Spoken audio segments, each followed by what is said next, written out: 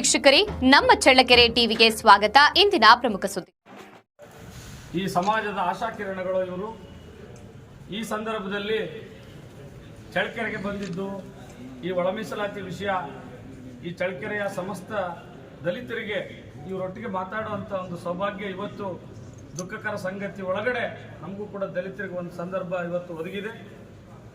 ತಾವು ಈಗಾಗಲೇ ನಾವು ಹೇಳೋಂಥದ್ದು ಏನೂ ಇಲ್ಲ, ತಮಗಿಂತ ಚಿಕ್ಕವರು ತಾವು ಹಿರಿಯರು.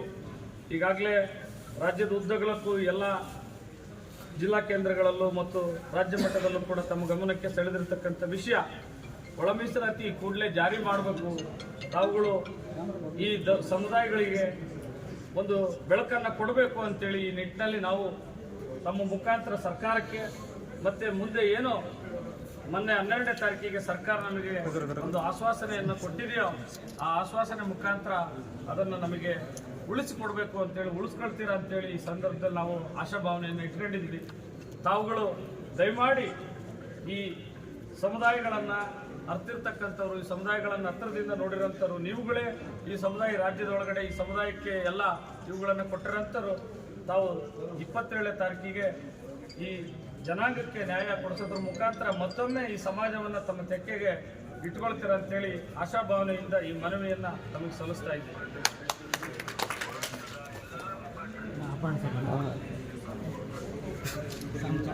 ಚಳ್ಳಕೆರೆ ತಾಲೂಕಿನ ಬಹುಜನ ಬೇಡಿಕೆ ಒಂದು ಚಳ್ಳಕೆರೆ ರೈಲ್ವೆ ಸ್ಟೇಷನ್ ಬೇಕಾಗಿ ಈಗೇನು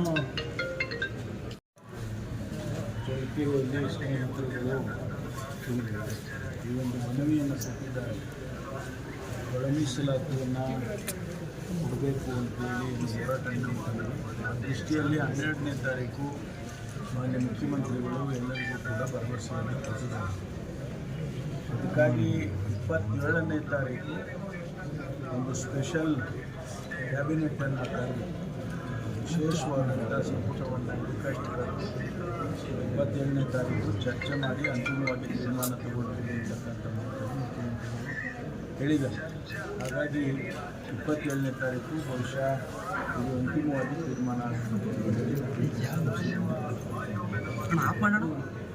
ಸರ್ಕಾರವನ್ನು ಮುಂದೆನೂ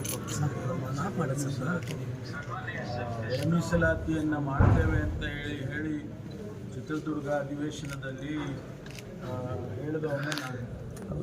ಆನಂತರ ನಮ್ಮ ಚುನಾವಣೆಗೆ ಮುಂಚೆ ಪ್ರಣಾಳಿಕೆಯ ಅಧ್ಯಕ್ಷನಾಗಿ ಆ ಪ್ರಣಾಳಿಕೆಯಲ್ಲಿ ಒಳ ಮೀಸಲಾತಿಯನ್ನು ಮಾಡುತ್ತೆ ಮುಂದೆ ನಾವು ಅಧಿಕಾರಕ್ಕೆ ಬಂದಾಗ ಅಂತ ಹೇಳಿದವನು ನಾನು.